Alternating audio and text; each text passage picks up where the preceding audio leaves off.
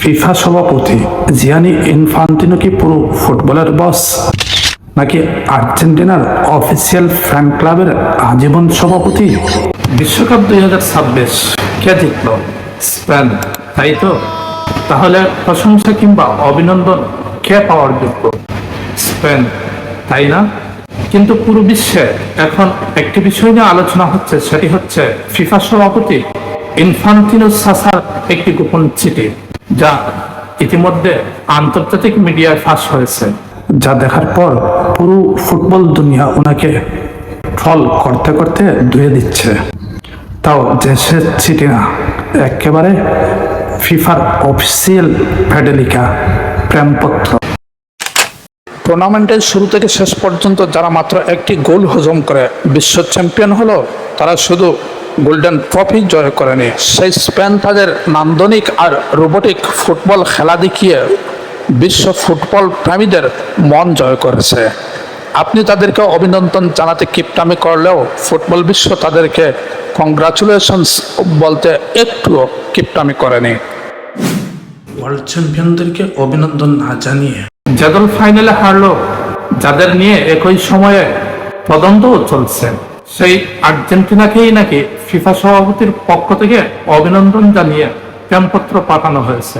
কি অদ্ভুত, তাই না? এটা কি শুধু সৌজন্য, নাকি এমন কিছু আছে যা সাধারণ ফুটবল প্রেমীদের চোখ এড়িয়ে যাচ্ছে? আজ আবেগ নয়, পুরো তথ্য দিয়েই ভিডিওটা দেখব, শেষ পর্যন্ত দেখুন, তারপর সিদ্ধান্ত আপনিই নিন।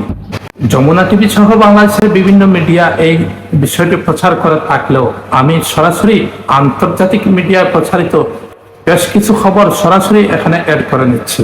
পাশাপাশি সভাপতি সাসার চিঠির মূল বিষয়গুলো তুলে ধরছে। ঘটনাটা একটু ঠান্ডা মাথায় বুঝুন। 2026 বিশ্বকাপ ফাইনালের পর আর্জেন্টিনা টিম যখন স্প্যানিশ প্লেয়ারদের সাথে রেসলিং খেললো, ট্রফি দেওয়ার সময় পিঠ ঘুরিয়ে দাঁড়িয়ে থাকলো, তখন ফিফার ডিসিপ্লিনারি কমিটি তাদের বিরুদ্ধে অফিসিয়াল তদন্ত শুরু করলো। কিন্তু পর্দার আড়ালে আমাদের ইনফান্তিনো চাচা কোনো সাধারণ কাগজে না, একেবারে ফিফার অফিসিয়াল প্যাডে নিজের সই মেরে আর্জেন্টিনার ফুটবল প্রধান ক্লাউডিও থাপিয়াকে একটা চিঠি পাঠিয়ে দিলেন। চিঠিতে কি লিখেছেন জানেন? আর্জেন্টাইন ফুটবলের এই অভূতপূর্ব প্রফেশনালিজম এবং নিয়মানুবর্তিতার জন্য আমার আন্তরিক অভিনন্দন। আরে ভাই, মাঠে কুংফু কারাতে আর ভণ্ডামি করাকে যদি উনি অফিসিয়াল প্যাডে প্রফেশনালিজম বলেন, তাহলে WWE তো অলিম্পিক গোল্ড মেডেল পাওয়ার যোগ্য। তদন্ত চলাকালীন সময়ে এইরকম ফিফার অফিসিয়াল প্যাডে ক্যারেক্টার সার্টিফিকেট দেওয়া তো ওই রকম যে পুলিশ চোরকে ধরতে গেছে, আর ওদিকে কমিশনার চোরকে থানায় ডেকে চা নাস্তা খাওয়াচ্ছেন। আসলে ইনফান্তিনোর এই আর্জেন্টিনা প্রীতি কিন্তু নতুন না। শেষ 16 মিশর বনাম আর্জেন্টিনা ম্যাচটার কথা মনে আছে? মিশরের মোস্তফা জিকুর একদম বৈধ গোল বাতিল করে আর্জেন্টিনাকে যেভাবে পেনাল্টি উপহার দেওয়া হলো, ওটা ম্যাচ ছিল না, ওটা ছিল দিনের আলো ডাকাতি।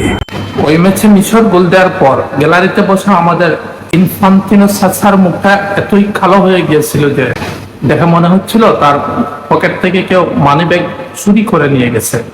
ফলের ছুটে টিকতে না পেরে বিছাড়া আবার পরের ম্যাচে মিশরের পতাকা হাতে নিয়ে পোজ দেন।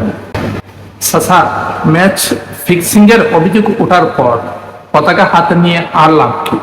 চোর পালালে বুদ্ধি বাড়ে, আর আপনার আর্জেন্টিনা জিতলে মিশর প্রীতি বাড়ে। আমাদের নোয়াখালীর রকিব ভাইয়ের 5 কোটি টাকার মামলার ভয়ে সভাপতি সাসার মনে হয় রেগে আগুন হয়ে আছেন। ইনস্টাগ্রামে ফন্ড স্লাইডের পুরো রচনা পোস্ট করেছেন। সেখানে তিনি জ্ঞান দিয়েছেন, তোমরা যারা স্ক্রিনের পিছনে বসে সমালোচনা করছো, তোমরা একটু মেডিটেশন করো বা প্রার্থনা করো। চাচা, আমরা খেলা দেখতে আসছে, আপনার কাছ থেকে আধ্যাত্মিক যোগব্যায়াম শিখতে আসিনি। 2022 সালে কাতার বিশ্বকাপে আপনার স্লোগান ছিল টুডে আই ফিল কাতারি। 2026-এ আপনার স্লোগান হওয়া উচিত টুডে আই ফিল ব্লাইন্ড। কারণ মাঠের দুর্নীতির কোনো কিছুই আপনার চোখে পড়ে না।